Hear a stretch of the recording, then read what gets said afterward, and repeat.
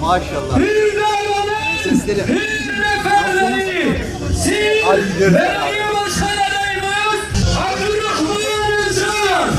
Lokalimiz, Siirt'imize ve belediye hizmetimize hayırlı ve uğurlu olsun. Hepiniz hoş geldiniz. Bismillah.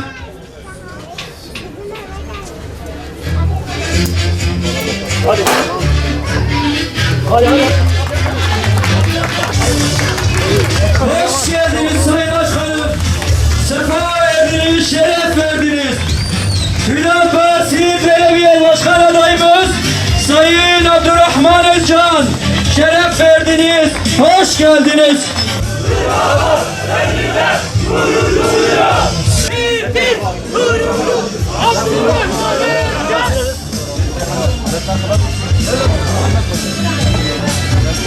Bismillah. Kıymetli Siirt Belediye Başkan adayımız Sayın Abdurrahman Özcan, çok değerli Siirt halkımız, seçim lokali açılışımıza hepiniz hoş geldiniz, şeref verdiniz. Bismillahirrahmanirrahim. İnna fetahna leke fethan mubina. İnna fetahna leke fethan mubina. ليغفر لك الله ما تقدم من ذنبك وما تأخر. Malumunuzdur, yıllardır özellikle bölgemizde siyaset yeni sorunlara, yeni sıkıntılara, yeni kavgalara, yeni tartışmalara sebep kılındı. Siyaset üzerinden maalesef hep yeni sorunlar üretildi. Ama artık bize dayatılanın dışında bir seçeneğimiz, bir alternatifimiz var. Bu da hür davamızın hür adaylarıdır.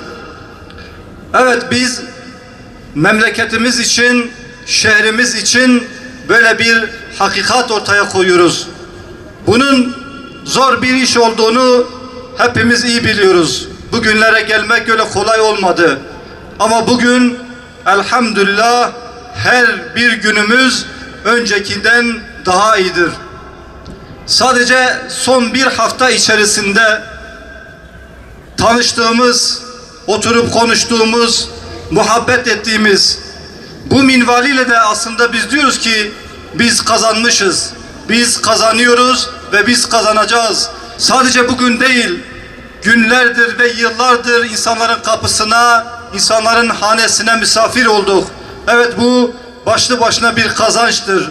Ve sadece son bir haftada insanların gelip bize duygularını ifade ederkenki halini keşke siz de görseydiniz.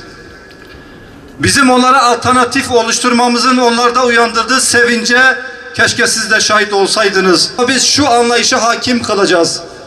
Kimin ne hakkı varsa, ona götürülmesi gereken ne hizmet varsa, arkasında bir güç, bir bürokrat olmadan bunu kendimiz yapacağız ve bunu bir borç bileceğiz. Selamun aleyküm. Hepiniz bu soğuk havada davetimize iştirak ettiğiniz için sizleri saygıyla ve sevgiyle selamlıyorum.